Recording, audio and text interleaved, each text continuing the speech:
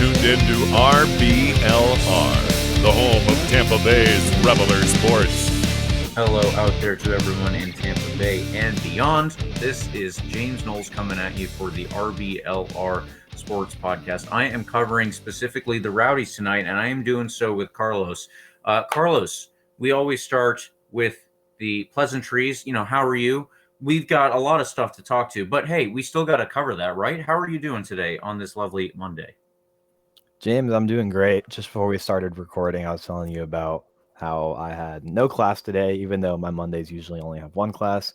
I had no class today because of Indigenous Peoples Day here. So me and my girlfriend took the time to go into DC, get out of like the Georgetown suburb area, out of this bubble. Got some nice lunch around the Capitol area. Did a little photo shoot. Photos are on Twitter. I thought they came out so good. My outfit was fire. I've been having a great day, James. So yeah, now best part of my Monday, get to sit here and talk about such a great win this weekend, and I'll save that for a little bit. But yeah, it was a great weekend. It was homecoming this weekend here at Georgetown, so we organized a huge homecoming event for my fraternity for Zeta Psi. Brought in a bunch of our alums. It was so great to talk with these guys who shared their college stories and everything. So really fun time there. And yeah, like I said, just happy to be back talking about the Rowdies now. It's been a good Monday, but yeah, I'm looking forward to talking about what happened Saturday night against Loudoun United. But before we do that, James, let me ask you, on the other hand, how are you doing? Yeah, I mean, you keep talking about this game, and I don't know what you're referring to here. I guess the Rowdies might have done well or something here, but no, I'm kidding. My weekend was great. I went to the Rowdies game with producer Eureka. We got to see a pretty good crowd, I would say, take in one of the best, well, by score at least, it was the best Rowdies game ever. So we're gonna get to all of that. Let's just jump right in here. We've been beating around the bush enough, I guess.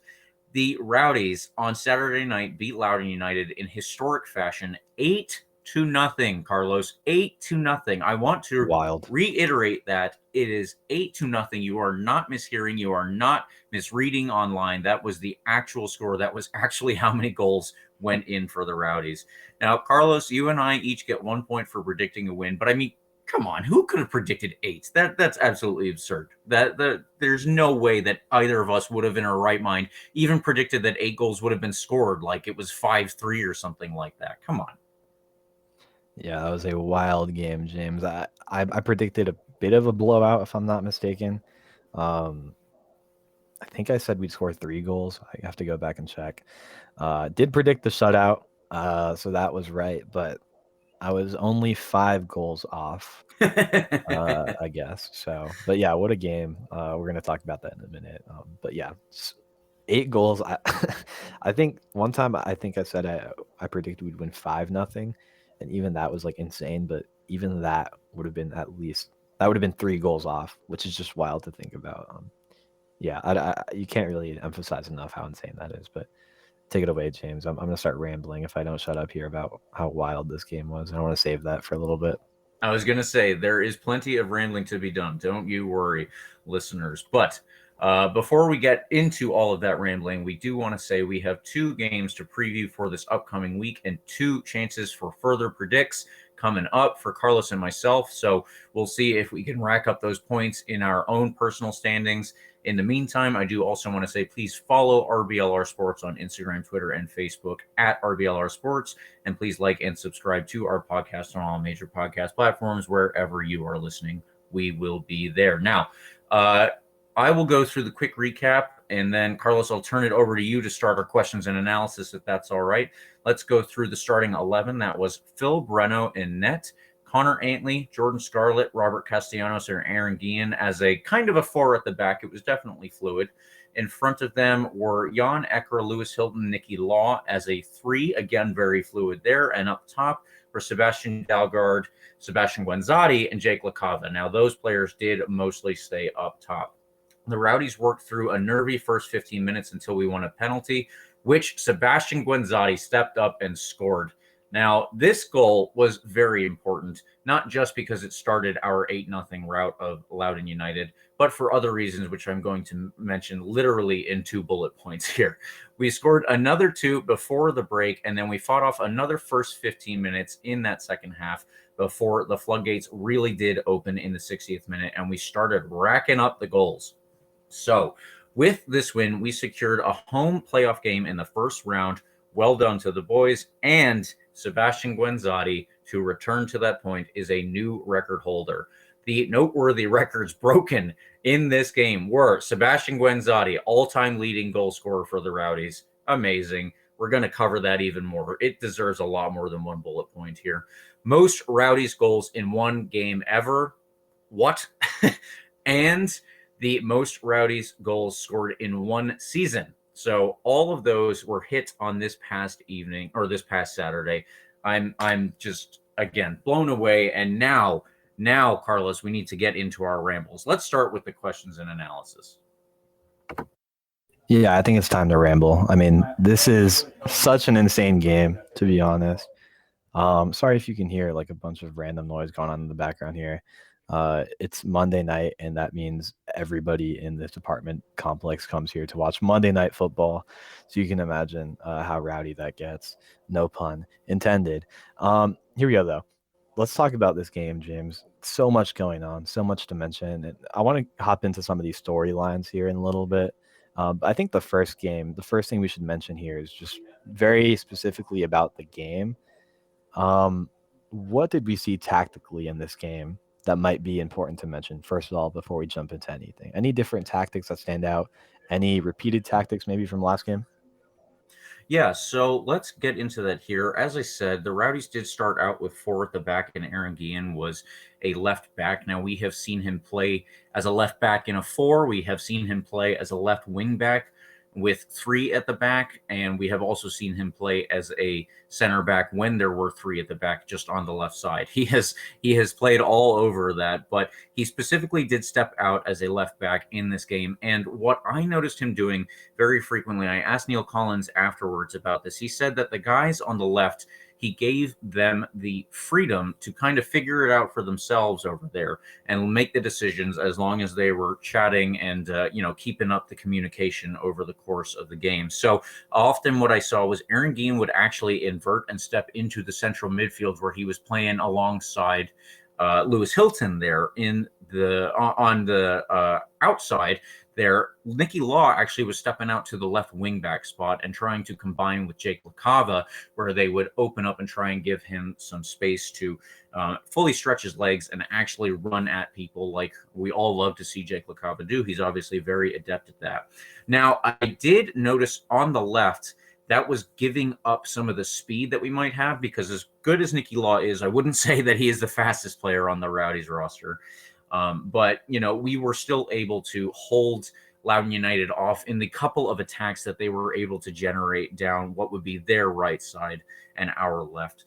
There were a couple of instances when I saw Jan Ekera was looking to step into the center of the field, because Sebastian Guenzati, again, as good as he is not usually a target player, and he doesn't necessarily have the instinct to play as a target man. So he would often step into different positions on the field, like to the left where he could try to get involved with Jake LaCava, or to the right where he could try to get involved with Sebastian Dalgard, or just deeper where he could pick up the ball. So Jan Ekera would be the player who was trying to make runs in behind the Loudoun United defense and run in on net. Unfortunately, that did not work out in the first half as much, although it was still a prominent play, us trying to play it over the top of the Loudoun United back line. Eventually, though, all of this became a moot point, because what happened is Jan Ekera, we won a penalty from the front in the 15th minute, and Sebastian Guenzati stepped up and put that away. Now, Sebastian Guenzati scoring was a big deal in the stands. It was his 61st goal for the Rowdies. That means that he was, at that point, the all-time leading goal scorer for this club. Everybody lost their mind. Eureka and I were cheering from a couple different levels apart. And, it was great to see. Everybody, like I said, was absolutely going mental over this. you could see what it meant to him too.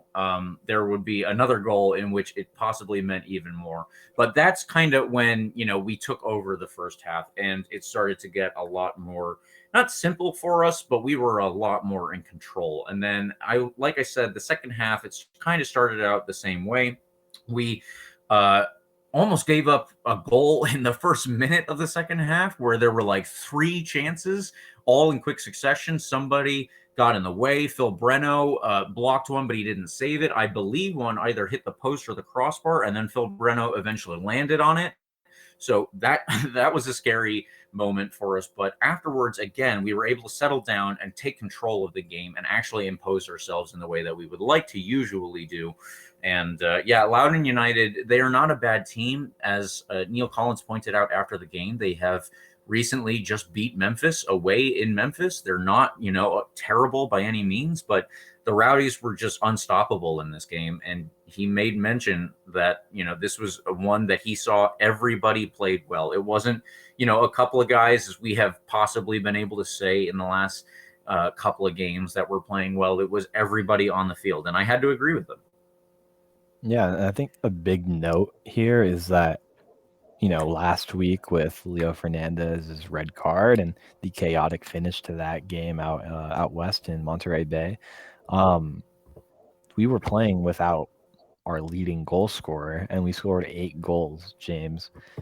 That's a pretty crazy stat. I mean, 8 goals by itself is usually pretty wild, but without our leading scorer I think it takes it to a slightly higher level here. I mean, where is it feels like one of those things where we just scored 8 goals. Why are you going to change the lineup? You're still going to slot Leo Fernandez into the lineup next game, right? I mean, you can't not play him and start him. But it just feels like one of those things. What? Where do you even put him back in? I just don't even want to touch the lineup after an 8-0 win. All right. if we keep this momentum, Leo Fernandez is just gonna come back fired up after missing a game, after taking a rest. And I think we can be looking at a situation where this team is going to be firing on all cylinders going into the playoffs. And I'm getting ahead of myself because there are 2 games left here in the regular season, which we will touch on before we wrap up the show. But it just feels like, again, Loudoun United, not the best team in the league. Again, not the worst team in the league. Actually, we're going to be playing the worst team in the league this weekend. So, this was a statement win, James. Very cliche to say, but I think tactically, you touched on all the important things. I'll mention just having watched this game on my laptop here in DC. Players that stuck out to me, especially as just huge difference makers, other than the obvious goal scorer in Quinzati, and how that was big for so many reasons. Players that stuck out to me as huge impacts on the game. Castellanos had, I think, his best game in a Rowdies uniform. Big stops. Yeah, he notched a goal, obviously, but he was also huge on defense.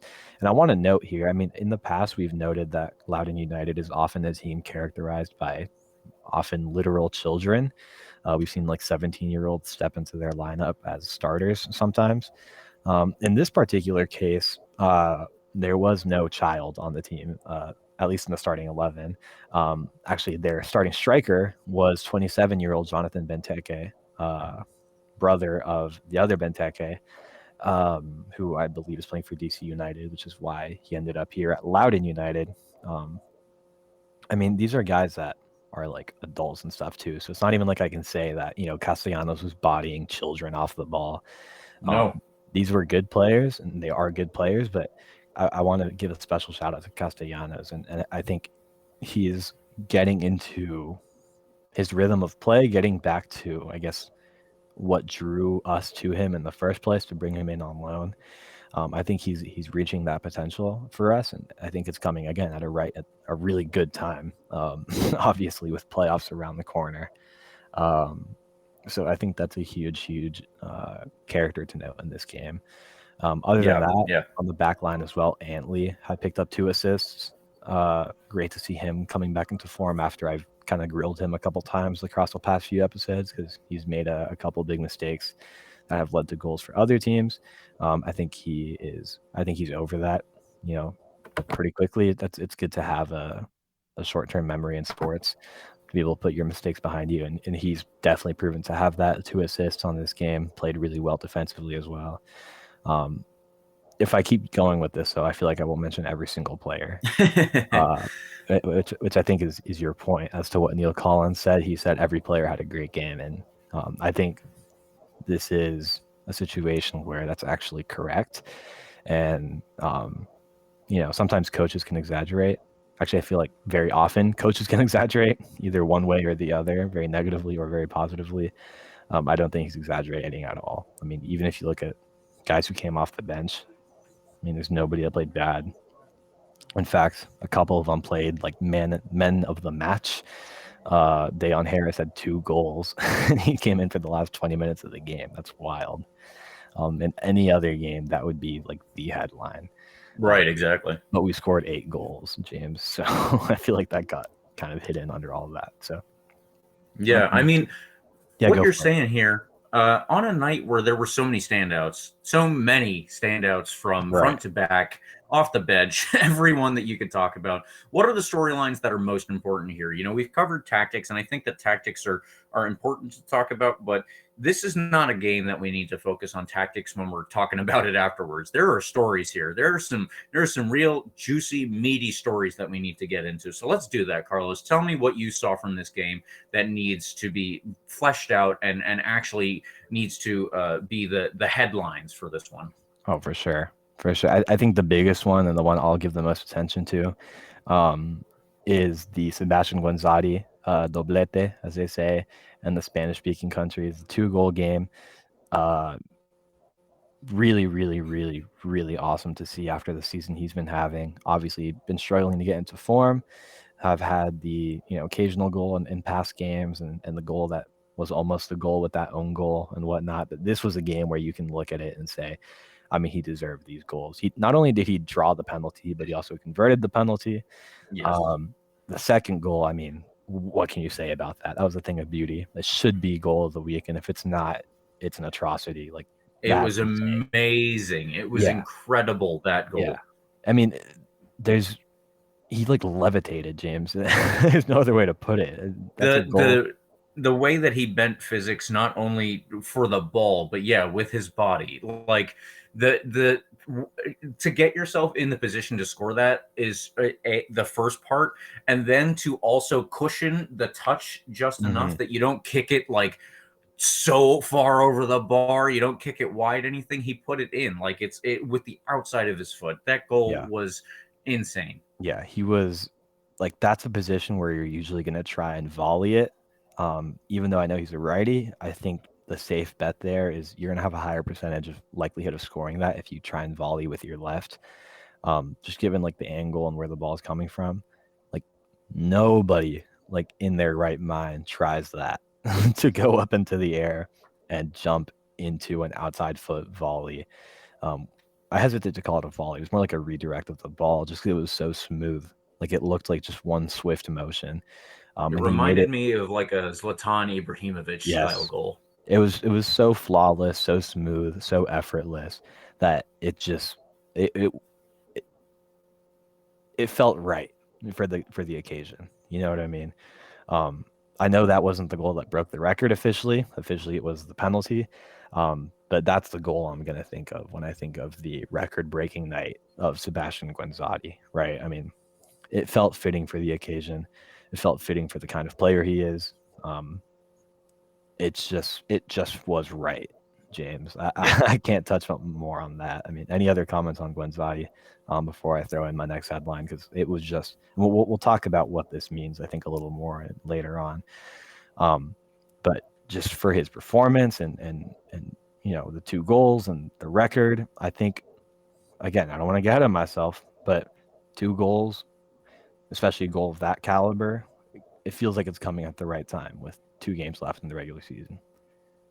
Yeah, I will just leave it at this. The first goal that he scored, obviously everybody knew that he was that he had broken the record, and all of the team celebrated with him. Everyone that was out there.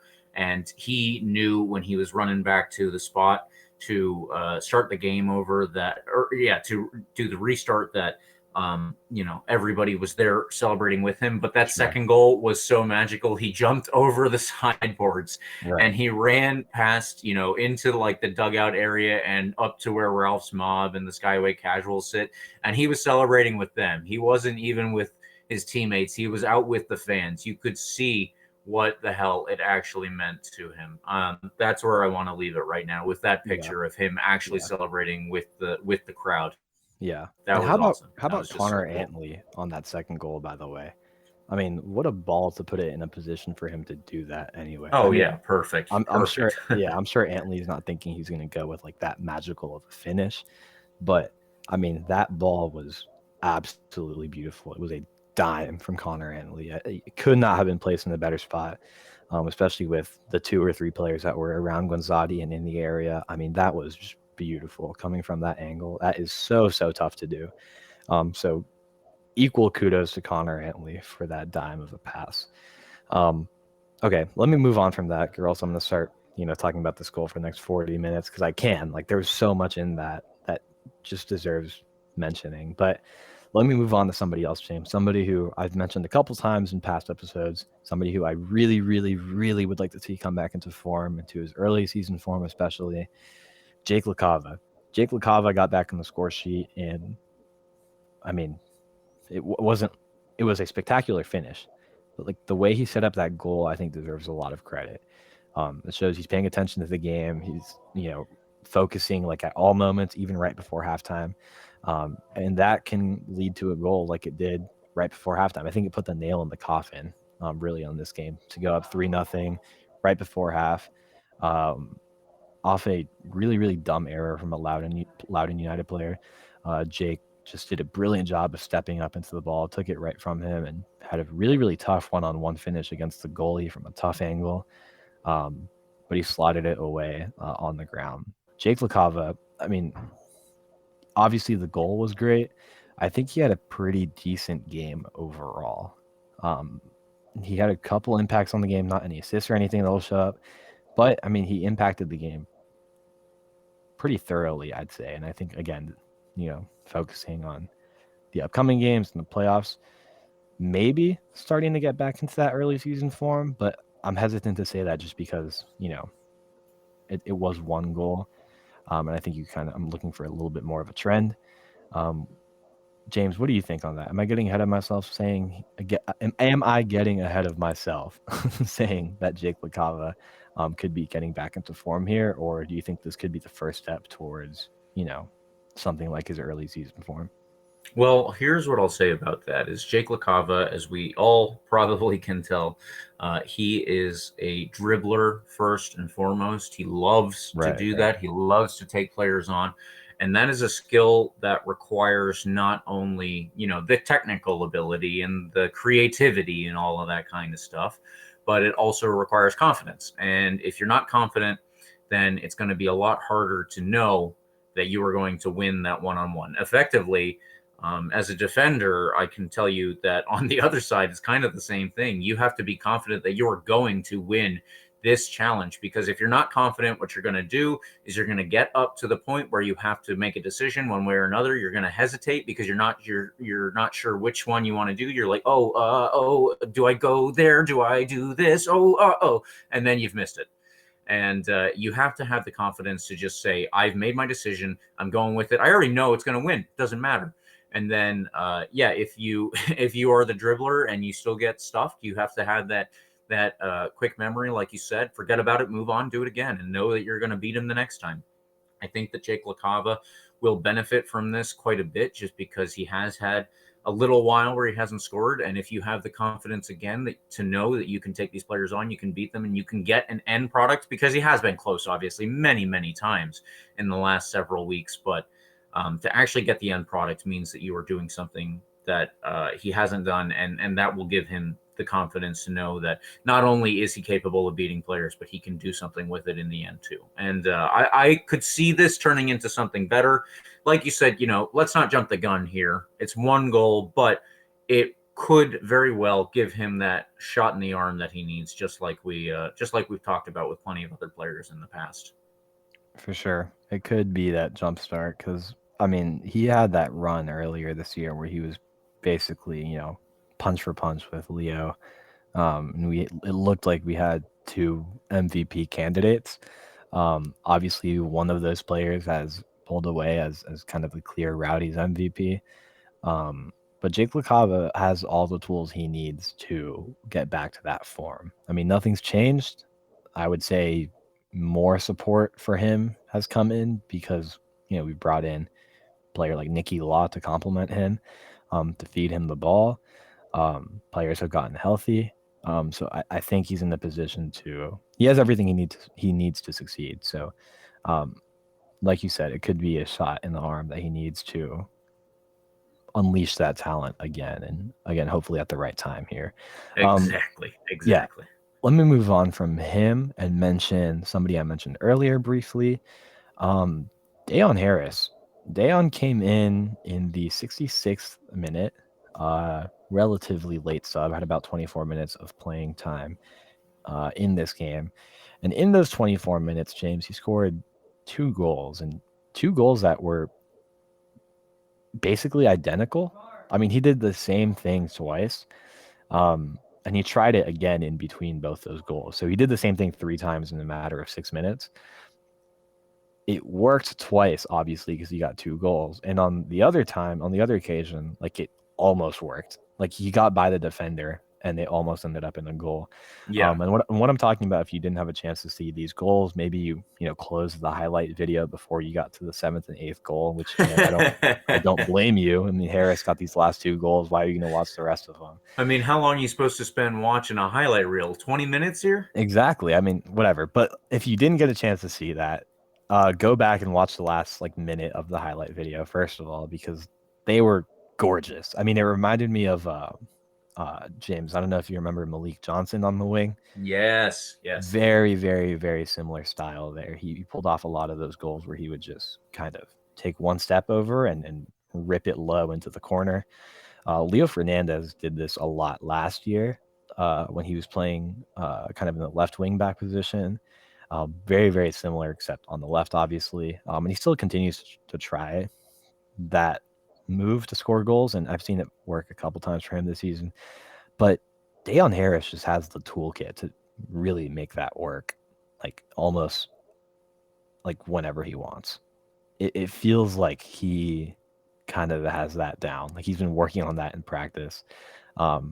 He seems like the guy where if we can feed him the ball and get him in there, like in that space, with a little step over the ball a couple times, move right, fake a defender, and then drive a low shot in on the goalie. There's very little, an opposing keeper can do. Because, I mean, especially if you're like a tall keeper, getting down that low is very, very difficult with a shot that's driven with that much power. I mean, Dayon Harris, I just wanted to mention him in particular because this is a guy who I think is trying to make a name for himself and fight for a spot in the starting 11. Because he hasn't started many games this year. But, I mean, if with this kind of performance, I don't know if Neil Collins is saving him as a super sub, if that's just kind of his role on the team, kind of has been this year. But it's hard to deny a guy like this when he comes out, has 20 minutes to play and really just single-handedly causes chaos on the wing. I mean, Nicky Law got the credit for assists on both of those goals, and credit to him for finding Dayon Harris. But, I mean, I think it's hard not to give basically 100% credit to Dayon for both of those goals. I mean, not much else to say other than that. I just think it looks like he's really trying to fight for a spot in the starting 11. And if I'm Neil Collins, it's really hard to deny him that, James. But then again, we scored 6 goals before he came in. So who knows? It's a really great spot to be in. And I think the 2 goals at the end in the context of this game is inconsequential. But in the context of Dayon's form and how well he's been playing, I think it's really, really worth mentioning here. And I think it's also worth mentioning that even if he did not play his way into the starting 11, by God, do we have a good super sub. Indeed. Maybe bring him in a little earlier. Maybe that's what he's fighting for, a few more minutes than 20 minutes. But oh my goodness, like that's just so fun to watch. I know the Guanzati goal was obviously far and away the best goal of the night. The Dahlgaard goal was very pretty, just a rocket into the top left corner. Kosana had a great goal for, I think the finish was great, but I think the reason why it was such a great goal was something I'll mention in just a second. But the Dejan Harris goals, I think I'll put them second and third under Guanzati's second goal of the night, because they were just so fun to watch. And again, if he can like master that move, it's so hard for a defender to stop. Yeah. And yeah, I mean, like you said, I think we have at best, no, I'm putting it wrong. Worst case scenario, he doesn't get many minutes for Dejan Harris, worst case scenario. But I mean, he can come in and just cause such chaos. If we need some energy injected into the team and energy injected into the game, I am so confident having this guy on my bench, James. Anything else to say on that? No, I think you hit it on. I think you hit everything on the head there. Perfect. Okay. Thing I was hinting at with Kosana's goal, let me mention this kid briefly. And I say kid because this is a kid. Tate Johnson is 17 years old. Rowdy's family knows who he is. He's been around the block for this season, kind of, been in and out of the bench. But this kid is 17, plays for Tampa Bay United, the youth soccer program in the area. Senior in high school. He's going to play college soccer. But this kid came in the 74th minute, had about 16 minutes of playtime, and had 2 or 3 like just standout moments, like really, really impressive moments that I would be mentioning even if he wasn't 17 years old, James. In particular was his assist. In what minute was that? That was the 83rd minute. He came in and just drove a beautiful low cross, bouncing ball to Lucky Kosana, who very easily finished it. It was a very impressive finish, but for a guy of his caliber, you expect that to be in the back of the net. The credit here, I think, goes entirely to Tate Johnson. What an assist. What a game from him at 17 years old to come in here for 20 minutes and just cause chaos on the left wing. And he's listed as a defender, James, which I think is really, really interesting. It seems like he's more of a Dejan Harris type defender, because I think Dejan Harris is he's listed as a midfielder. But he played that left wing back position in this particular game, and he played it so well. I mean, I hope we keep an eye on him in this near future and bring him back when we need to, because this kid's going to be special, and I think he showed it. I mean, like, imagine just going back to class today or tomorrow and somebody asked what you did this weekend. Somebody put it into a tweet, and I was like, that's hilarious. Like, this kid has like a AP bio exam on Friday, and he's scoring, like, not scoring, but he's assisting bangers on a professional soccer game in St. Pete on Saturday night. That's awesome. And I love to see that he's there. I love to see that he's playing, he's getting minutes. I think it's great for the Tampa Bay soccer community. And it was great for us, obviously, because it led to a goal. But I mean, I just want to mention him in particular because, again, James, I hope this is a kid we keep an eye on, because he looks like he can be something really, really special. Yeah, I think that there are a couple quick little highlights for Tate Johnson. If he is committed to a college, I don't know which, but if he were still trying to send out videos to coaches, then there are definitely some highlights in this game that he could put in there. I remember the Lucky goal in particular because Lucky had just had a cross come in from the right, like a minute or two before this happened. And it was on Lucky's weaker foot, his right foot. So he hit it totally wrong. He skied it, and we were like, oh, no, man, that's Lucky's bread and butter. He loves those. How did he miss that? Guess what? There would be another chance right around the corner. It would just come from the left side, and the 17-year-old kid. So, yeah, there was that. There was, the beautiful cross there. There was this instance that producer Eureka brought up with Neil Collins in the press conference when he was like, Tate Johnson is I can't tell. I don't know how many people were watching him specifically, but if you just look at him and the person next to him, it doesn't matter who it is. He's going to be the smaller player. He's a very, very small kid because he's only 17 years old. He probably hasn't hit his tallest height that he will be, but at the same time, if he has, he's obviously got a pretty good frame for what he needs to do. He was still able to jump up on the absolute touchline and win a header that was supposed to go out for a throw-in. Like, he had no business getting to this ball, and he was still able to get high enough and actually keep it in play, keep it alive. I believe he brought it down and passed it off. Like, he's a very, very, very good player for his age. And I asked Neil Collins after the game, specifically when Eureka brought him up, I asked him, are these academy kids playing for future contracts? And he said, Tate Johnson is currently signed to, he's committed to a college coming up when he does graduate. They don't want to take him away from that if they don't think it's going to provide him with the best option. And I totally get that. I think that that's a good thing for a coach to keep in mind. I would love it personally if the Rowdies were the best option for him, because he looks great out there at such a young age. He could turn into a real prospect. And as we said last week, USL Championship definitely provides the option for players to start their career and then move on to bigger and better things. So, is Tate Johnson going to be one of the next players to do that, like Jose Gallegos, like Kobe Henry? Who knows? But I would certainly like to see it.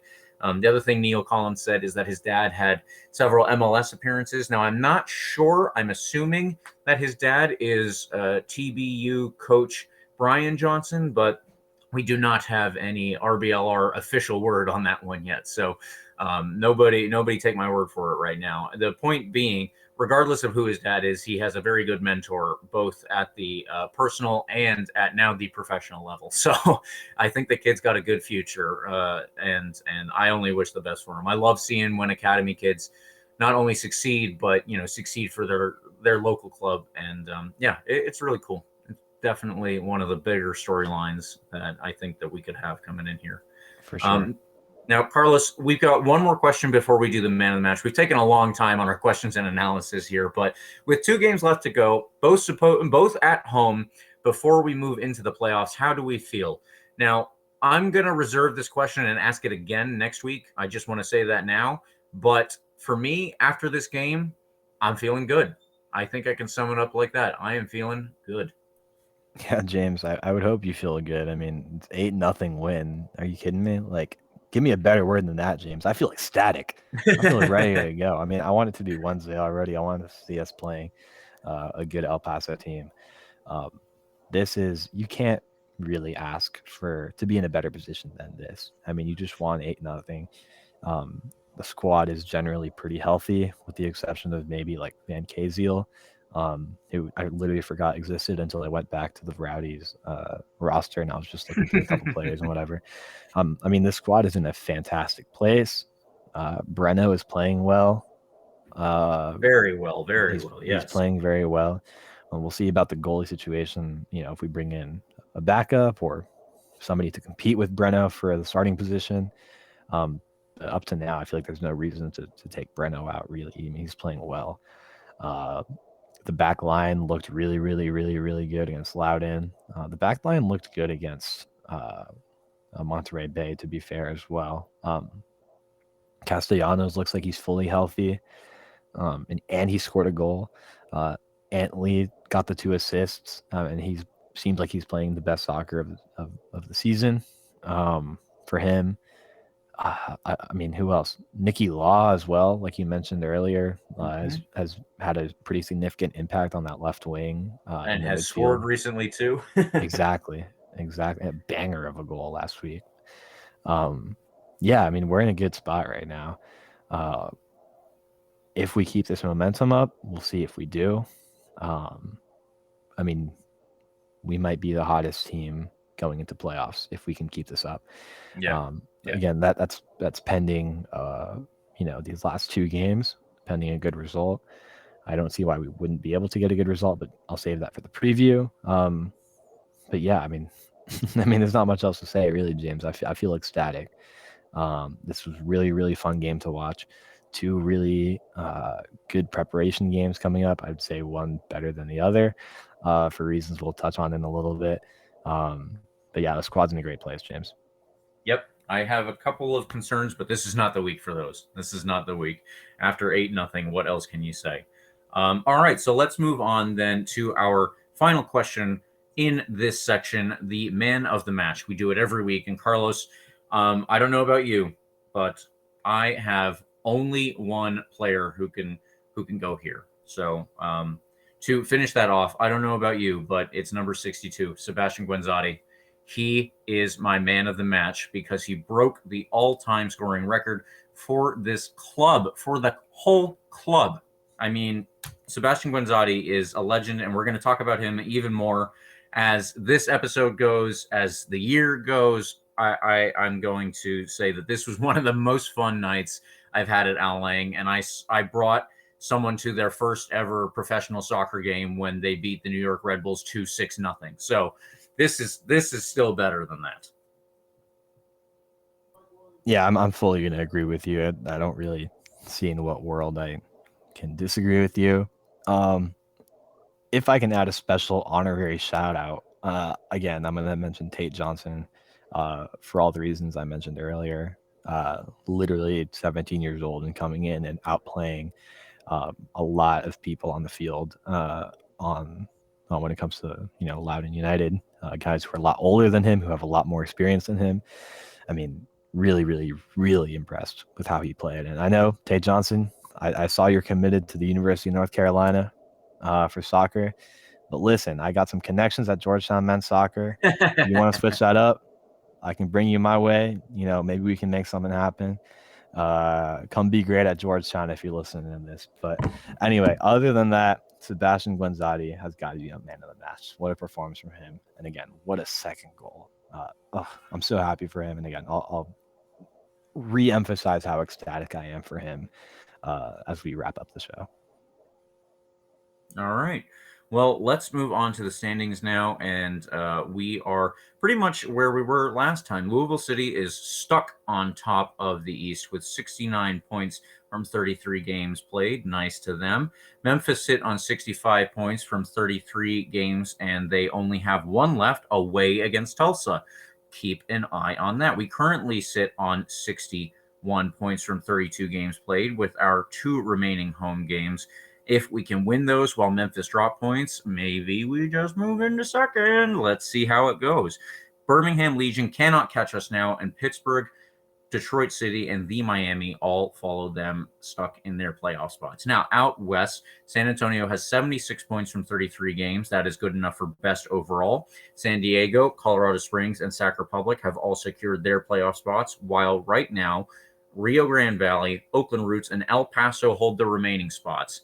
That is important. Remember that when we return to it.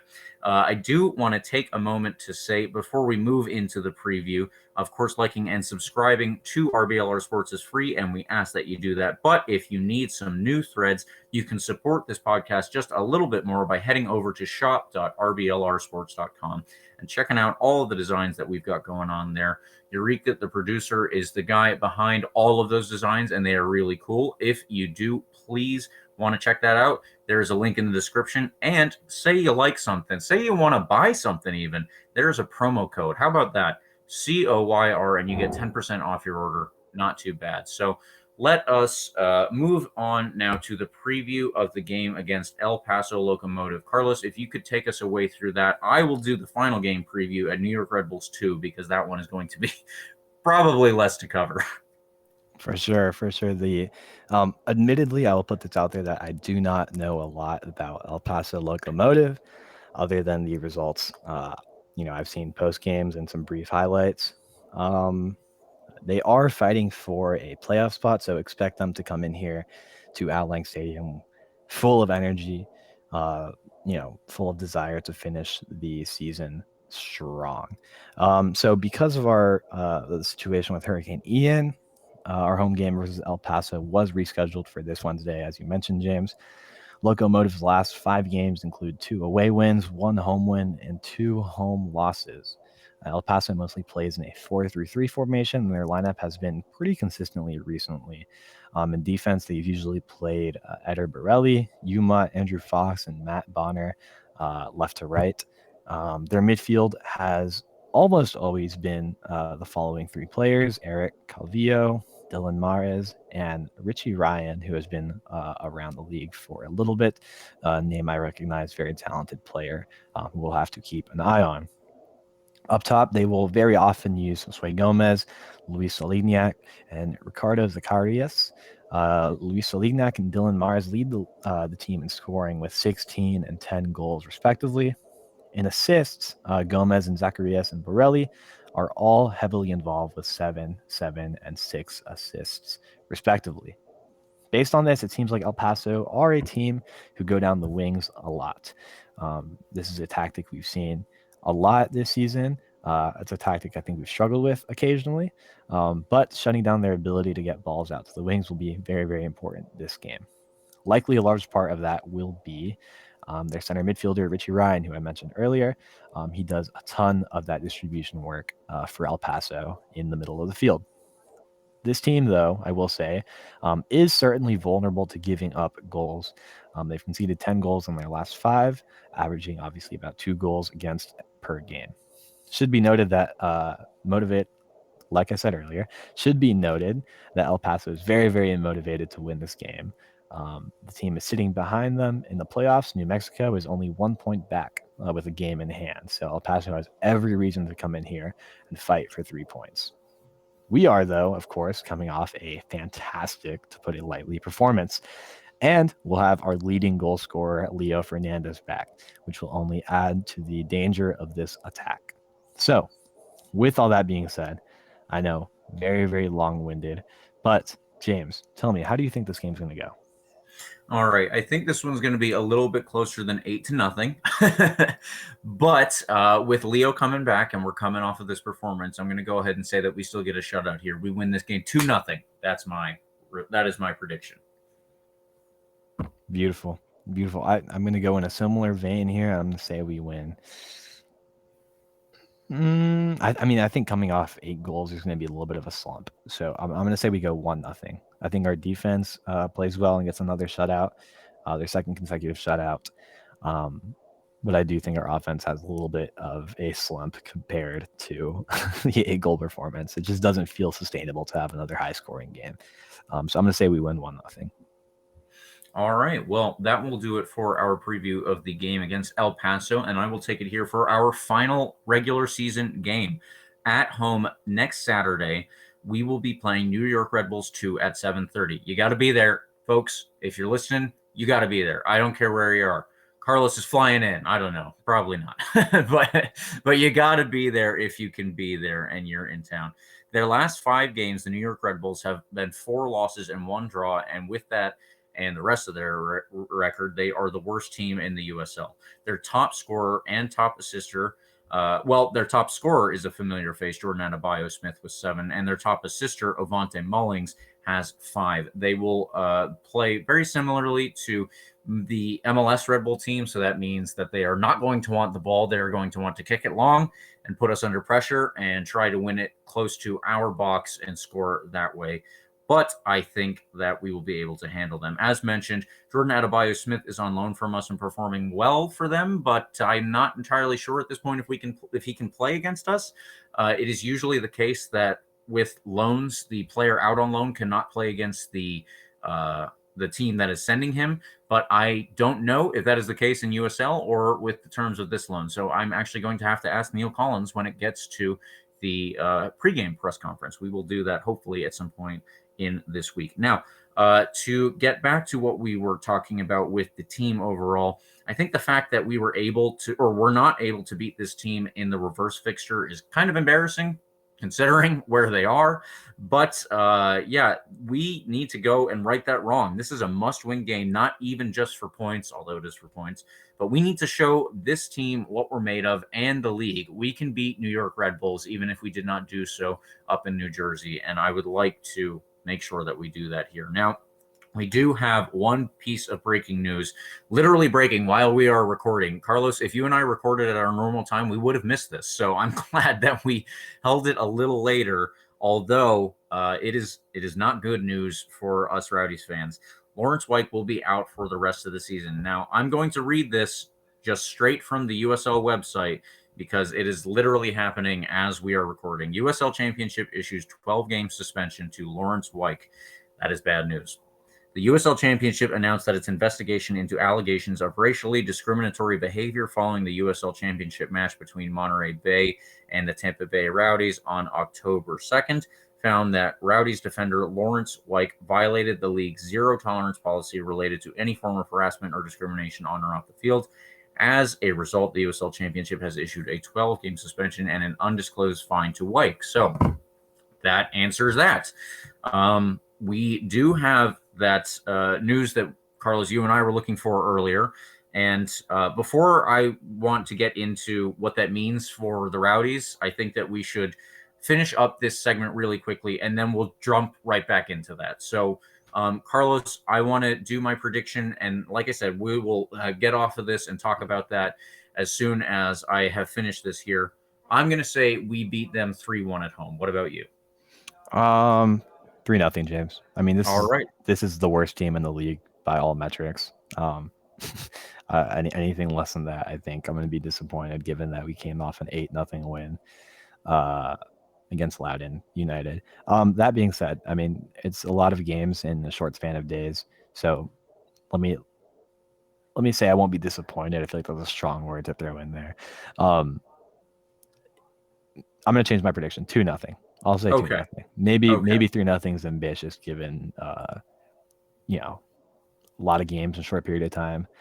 The news you just mentioned, which again I think we'll briefly mention here in a second, again, could cause a little bit of I think just psychological issues on the field. You never really know with these kind of things how that affects the team as a whole. Hope that doesn't happen. I mean, clearly didn't happen against Loudoun, but we'll see how that actually plays out on these next couple games. So anyway, I'm going to go 2-0. I think it's a reasonable result. And I think that would be a comfortable way to go into the playoffs from there. All right. Well, that will do it for our previews. And now let's jump into extra time. So, Carlos, we have this piece of news. I had actually a bullet point here, and I'm just going to pull the curtain back a little bit and go through that. The Rowdies are potentially under investigation by the league for conduct from the Monterey Bay away game. Do we have any updates where that stands right now? Yes, we do. That was the bullet point, and this is our news, unfortunately. I don't know exactly what was uttered by Lawrence White. You've got to think that it's obviously pretty bad, and I think that for the league to come out and say that we have definitive proof enough to not only issue a fine but suspend you for 12 games, I think that is severe. And I don't know how you feel, Carlos, just off the bat. We could, probably go hot heads here and make some claims. I feel very negative about it. I will come out and say that, obviously. I think that you and I have, if we've discussed this at any point in the past, it is obviously the opinion of RBLR Sports. I think I can go ahead and say that, and Eureka will back me up, that we do not stand for any discrimination of any kind, be that racial or sexist or bigoted toward LGBTQ plus community people, anything else that you could think of. I don't know. Racism is always like the first one on that list that you cannot, don't do a racism. It seems like one of the simplest things that you could follow in your life, because there are so many reasons that it's horrendous. And I guess I'm having trouble putting it all out there right now and forming an actual sentence that makes sense. But that's pretty disgusting. They obviously did not include in the press release, what the allegations were about what things were said or gestured specifically. If there were gestures, I thought I saw something about maybe gestures at some point online. I don't know. Man. This is really bad, and I'm not sure how I feel just yet. Overall. Yeah, definitely tough to see that come in. Literally, as we're recording, mentioned that. I mean, what can you say about that? Really, it's really. I feel like it's pretty easy to not say stupid things. So it's unfortunate for a player that represents our club, the club with such great history, such great culture around it. Um, really has a lot of good things going for it, given where we are in the table, given how well we're playing, given that the playoffs are around the corner. I mean, this is a club that deserves better than any form of bigotry. So we'll see how this plays out. Um, I've, again, like you mentioned, it's not really like you expect the league to publish all their details about what actually happened and what they found out. But it's one of those things where it's like I wish I could like really like read it for myself and see like not that that would change anything. Um, it just sucks to like hear news like that they did this investigation and it was bad. You know, Right. it's Right. like it just feels like such a strange like turn of events in a matter of a minute of reading the press release, when Lawrence White seemed like really a great asset to the team. His passion on the field seemed to be such a great asset, and he was playing well. So it is really, really highly unfortunate that this investigation came to the conclusion and discovered that he violated their um, zero tolerance policy when it comes to racism. So again, we'll have to see how it all plays out. We'll have to see, what the Rowdies do. But again, it just sucks to have to read that in a one-page press release and that's it. You know what I mean? Here's my my most immediate takeaway is this: like, Lawrence White is a good player, and he has served the Rowdies well over the time that he's been with us.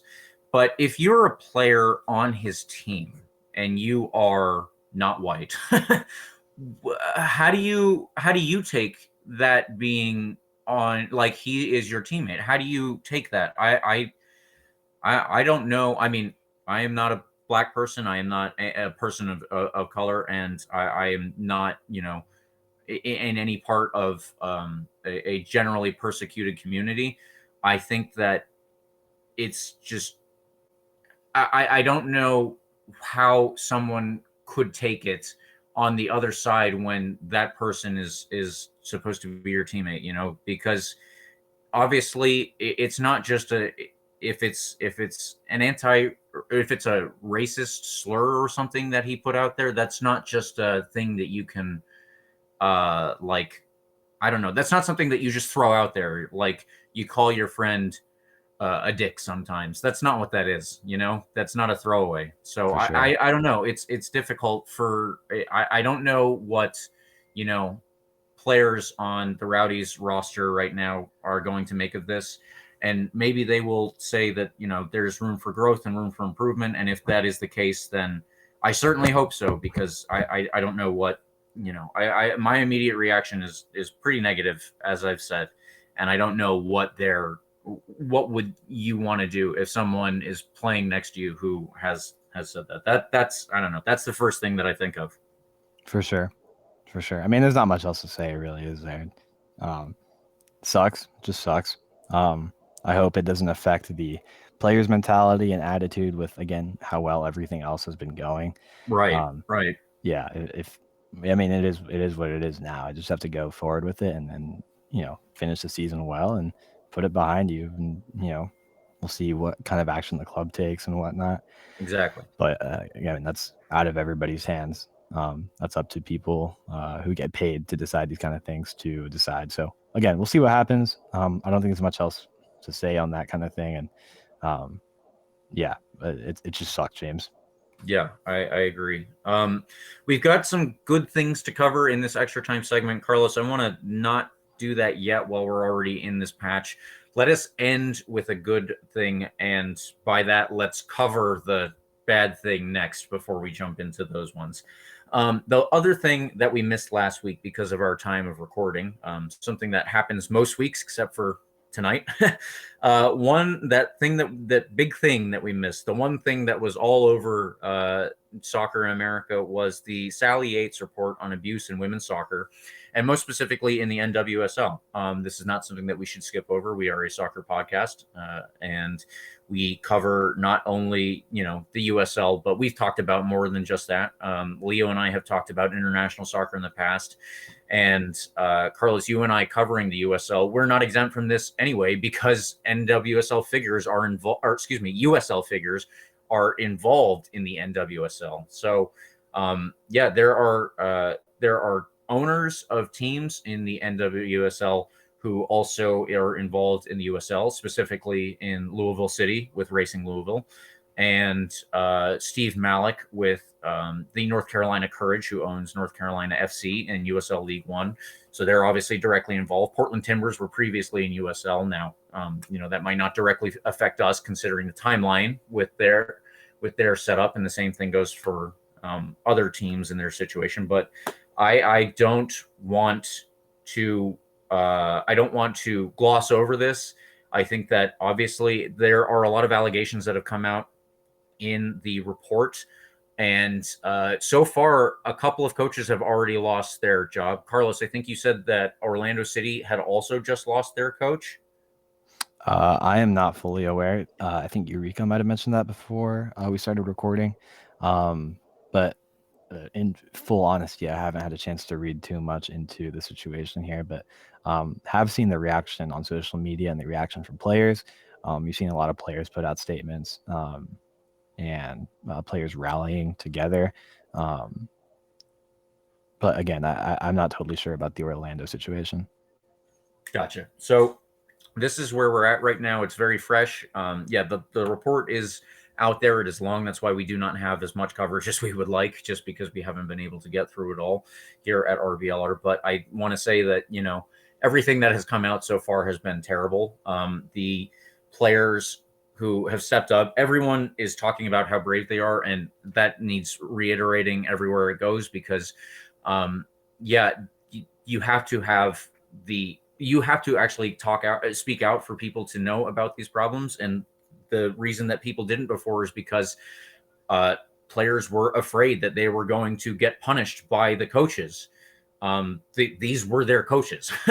It's hard to overemphasize how important that is, that these are coaches in charge of a player's playing time, in charge of a player's contract, that have the ability to, not only cut a player from one team, but then start recommending that other coaches not sign a player if it came to it, because, they turned away a coach's sexual advances. Like, it's disgusting through and through. And the problem appears to be not just a culture of abuse where, players are getting called things, players are getting psychologically damaged along the way. Players are being forced or feeling like they're being forced to do things sexually that they would not otherwise want to do or should even have to do. I mean, for God's sake, workplace romance, like cut it out. That's it's in any field. It should be when you are a man who is a coach and end up in a women's locker room. Like, my God, that should be rule number one. But apparently they did not all think so, these coaches, and they are, some of them are gone. I'm sure that there are still abusive coaches out there. The U.S. women's national team is about to play Spain, who they are in a dispute with their federation because of allegations against their coach. I don't believe those are sexual necessarily, but it's still along the same lines. And if this is where the vetting process has led us, then the vetting process is wrong. There needs to be wholesale changes in hiring people, and the people who are making the decisions on those hires. It's got to be, I don't know. Yeah, it's got to be root and stem taken out. I'm not sure how or if coaches, or not coaches, excuse me, but owners can be removed. I'm not sure if there is a process, what that process would look like. I need to look into that more specifically beyond just the report, but like what retribution would look like, because you need to stop this. And the way that you stop this is you remove all the people who have let it happen, and you make an example, in all honesty, of what they have done, that what they have done is unacceptable and it will not be tolerated in the future. I don't know. There's so much to cover here. We have not done it enough justice in just this episode. We were never going to be able to do that. It is literally in our extra time segment, and I think that we are going to have something specifically related to this at some point. But it's something that all soccer podcasts, all soccer outlets should talk about, and how it is a grave wrong that everyone who is a fan of the sport should look down on and want to remove from their sport if you consider yourself a true fan. Now, for the Rowdies specifically, does this affect, the Rowdies' decision to potentially try to get a women's team? We were obviously on the verge of doing that before COVID hit. The USL Super League is there, and that league went very well this past summer.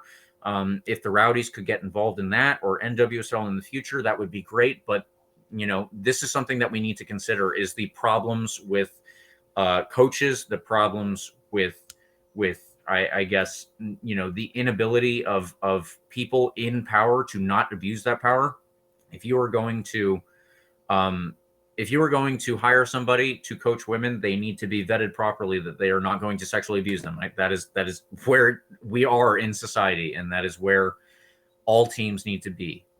So if the Rowdies do move forward with their women's team, like I think all of us at least would like to see, then that is something that they need to consider, because if we turn out to be one of the teams in the future that, this rears its head again, I don't know what I would do personally, but I'd be more than sad, because that this is impacting women's lives. Like Alex Morgan came out and talked about it, because she is one of the players who can't be touched. No one's going to be able to bench her, but if you sexually harass some other player and she wants to go and talk to HR about it, you can say to someone else who's not a regular starter, well, you're just never going to play for me again if you go and talk to HR.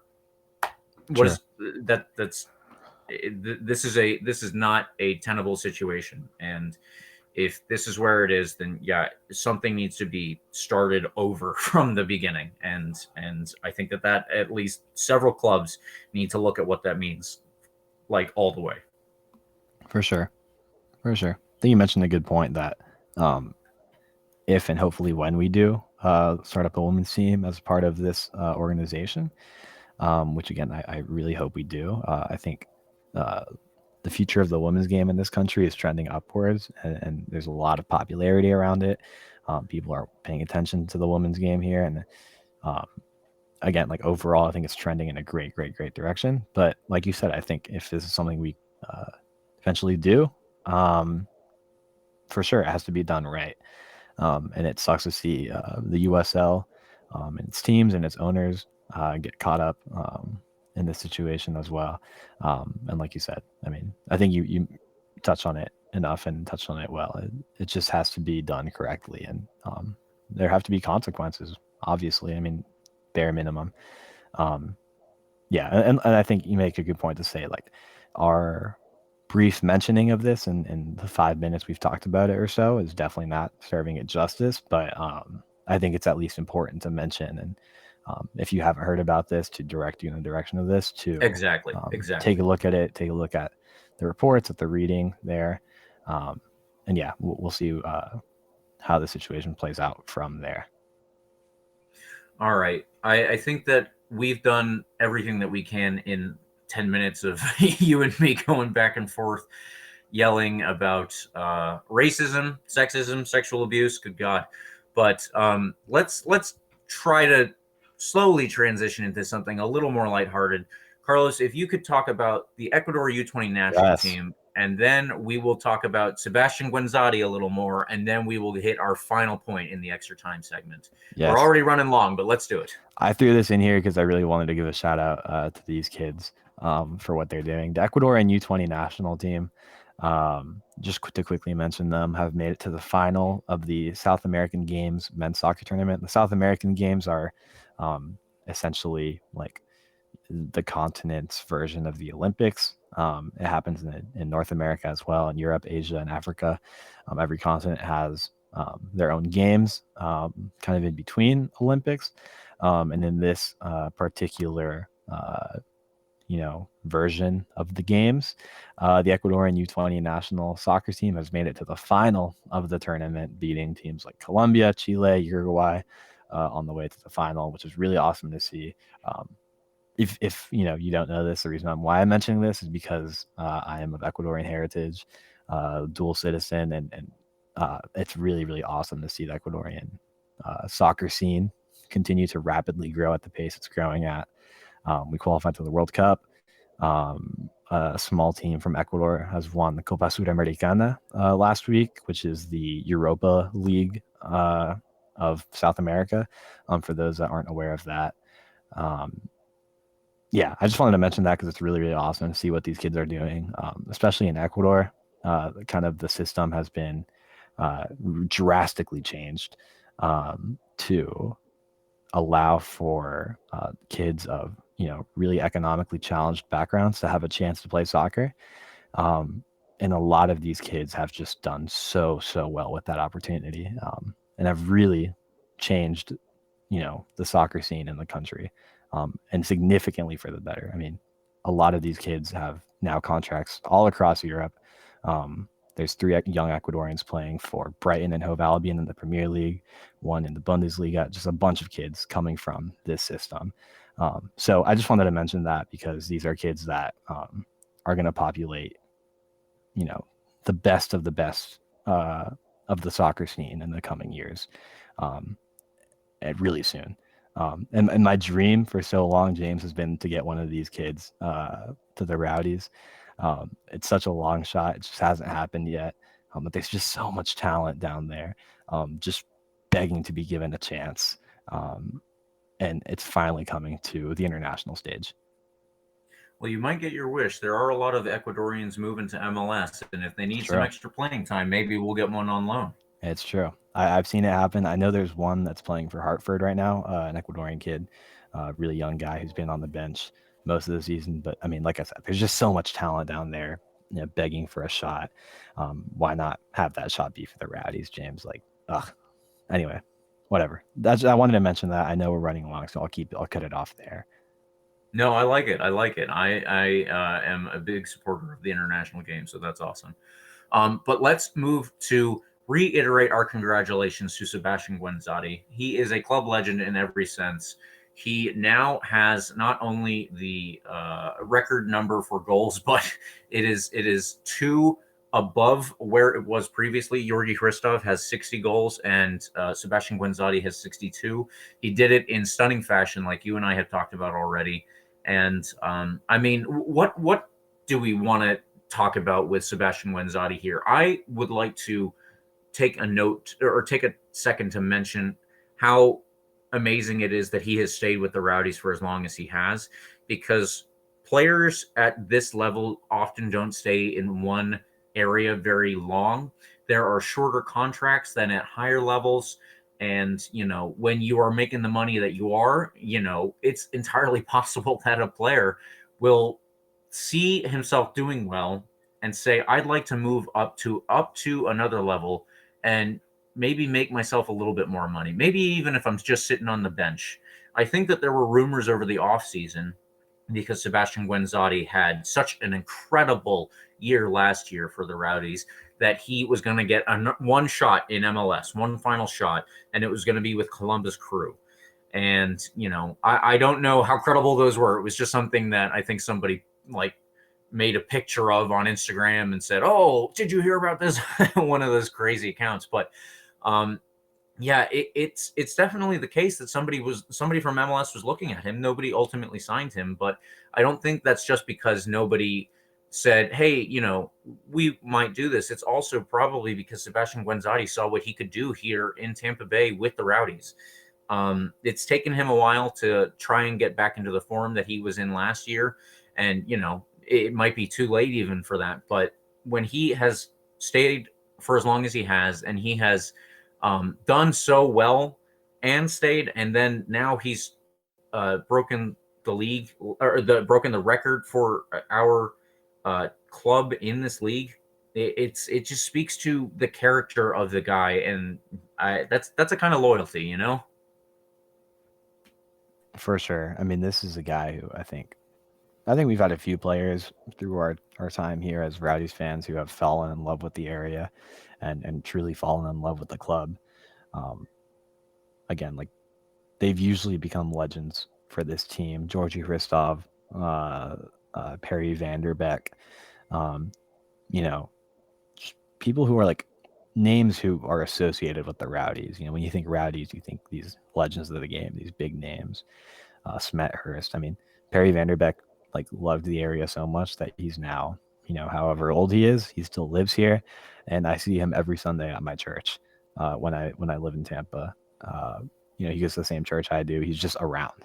I mean, I think Guanzati is very much in the same boat. It seems like he's very much fallen in love with the area. You know, he's raising his kid here, his family is here. Like, it's just I'm just so happy for him because it seems like he has it figured out. You know what I mean? Like there are guys who just seem to have had it figured out, and he does. I mean, he loves it here. He loves his team. He loves the fans, and I think it's just important to note that I think like people throw around the word like legend a lot, like a lot. Like it's kind of like a meme. You know what I mean? Like I think when we weren't sure if Castellanos was going to be back. People would kind of made like a joke out of it. It's like, oh, Rowdy's legend, like rest in peace. Like he's not coming back. He played 5 minutes or whatever. Right. Thinking about the Buccaneers, Cole Beasley played like 2 snaps and then retired. So people were calling him a Bucks legend on Twitter. I thought that was pretty funny. But I think it's important to like truly emphasize what that means. And Sebastian Guanzati is, by every statistic, a Rowdies legend. I mean, it's crazy because I remember when he signed to us, he was a guy that, kind of just came off the bench a couple times, didn't really have too much of an impact. It seemed like he would just be a bench player that would leave in a couple seasons at most. Kind of the backup for Hristov at the time and whatever other forward was there. He didn't have a ton of playing time. I know he was coming off an injury, so that probably added into it. But to just like make a name for himself in the manner he did is just so impressive. Like, again, especially because when we signed him, like this was not somebody I thought was going to be anywhere near a household name in the way he is today for this club.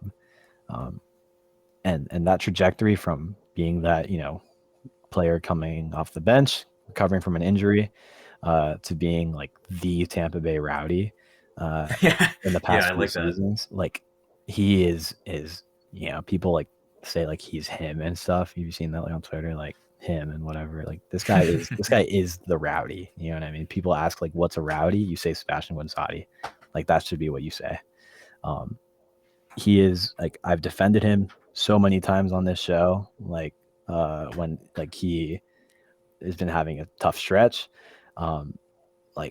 And I will not apologize for that, even if I'm like totally unreasonable and it's like just incorrect, like that he's playing bad. I will say he's the best player in the world because like this guy is my favorite soccer player, like in the world. Like I love this man with all my heart. He's just such a great person. Like he loves the fans. He loves talking to everybody after the game. Like he knows like my dad's name and they love talking about like South American soccer. Like he's just one of those people that reflects how good he is on the field, off the field. And I hope like we very quickly, if we haven't already, come to give him the appreciation he deserves. And all I want is that we win, a league title for him before his time here wraps up. Because I think he deserves it. You know what I mean? It would be tough for him to or at least for me, to see Guanzati, retire, hang up the boots, whatever, finish at a different club without winning a title here with us. I think it was kind of like that with Hristov. Georgie never got that ultimate title with us. And I just hope that's not the case for Guanzati. But who knows? Even if that is the case, worst case scenario, this guy's a legend, James. And there's not much else I can say about that. Like, I love this man with all my heart. And I hope he becomes, another Perry Vanderbeck. He's just always around and somebody that we can count to be, in and out of the Tampa Bay Rowdies office now and then, and on that, Hall of Fame type thing we have now in the stadium. He's the guy, James. He's the guy. Yeah, I think that's really good.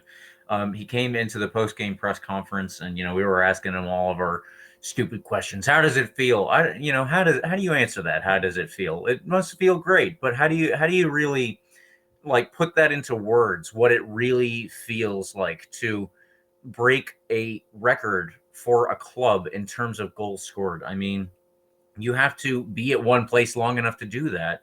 And like you said, there's no other way to put it other than that. He must have fallen in love with the Tampa Bay area.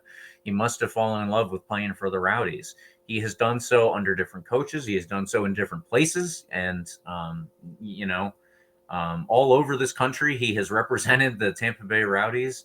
And he said when he moved here, he didn't know too much except he knew Leo Fernandez. Leo Fernandez was already here, so he spoke with Leo, and they were hanging out. And since then, he's got a family going, and they are, it's Tampa Bay through and through. That's all that came through from the press conference. It was, I'm sure, very hard to say, I feel great in a word that or a phrase that made it seem profound. But the one thing that we did take away was, he is the Rowdy, exactly like you said. He is Mr. Tampa Bay Rowdies right now, and I'm so happy for him. Now, I think, Carlos, we're going to leave it there with Sebastian Guenzati, at least for the time being. We're going to hit back on that when we get through this season, whenever that is. Hopefully at the very end of everything is when we will get back to that. But right now, we have to say, you've got to get out to these games and support the boys. Historically, we have got a lot of goals in the fixture against the New York Red Bulls, but before that, we have El Paso too. These are two huge games. If we get 3 points in each of these games, and Memphis cannot beat Tulsa, we will be ahead of them and put ourselves in the best possible position other than top of the Eastern Conference. That's what we need. You have to get out there.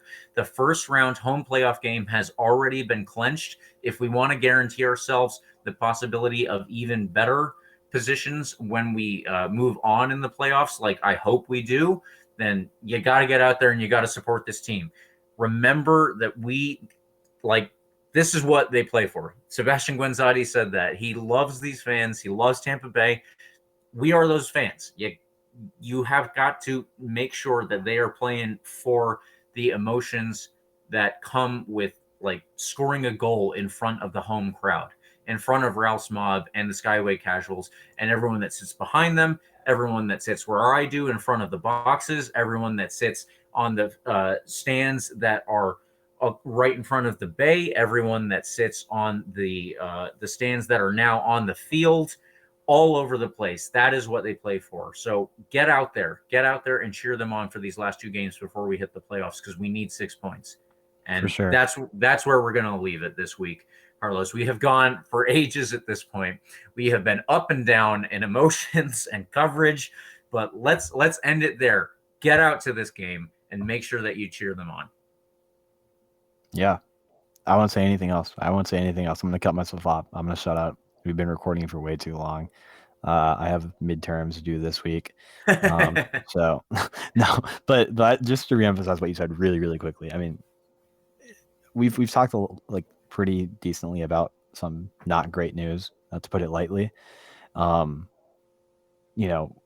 Again, for every bad thing that's going on in the soccer world, for every bad person that may be in this club for who knows how much longer, there's infinitely more great people around this club, infinitely more great players, great people, great personalities around this club that deserve the attention way more than anybody negative. You know what I mean?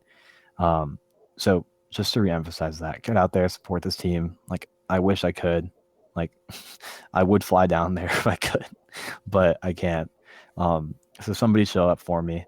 There we go. I have my season ticket. It's unlikely that either of my parents use it on Wednesday. If you hear this and you make it this far, first person to shoot me a DM on Twitter gets my ticket. Here we go. So get out there, be there on Wednesday. That's probably the biggest game, and Memphis is fighting for their life. They almost lost, or they almost tied against Red Bulls too. They scored the equalizer, or they scored the game winner with like 3 minutes left. So we can do it. We can get that second place spot and finish strong. So anyway, I'm gonna shut up, James. Tell me to stop talking. All right, there we go. Everyone, thank you, listeners, for tuning in. Please follow RBLR Sports on Instagram, Twitter, and Facebook. We are at RBLR Sports. If you want to get at me on Twitter, I am at RBLR James K. Carlos, I'm going to ask you to answer one more thing. Where can they reach you? Carlos TPA10 on Twitter. Carlos TPA10 on Twitter. I'm not even going to say anything else. Tell me to shut up. That's it. Okay. So to finish out, please like and subscribe to our podcast. We are on Spotify, the iHeartRadio app, Apple and Google Podcasts, YouTube, and all of the major podcast platforms. And now for the final regular season week of the 2022 season. Come on, you Rowdies.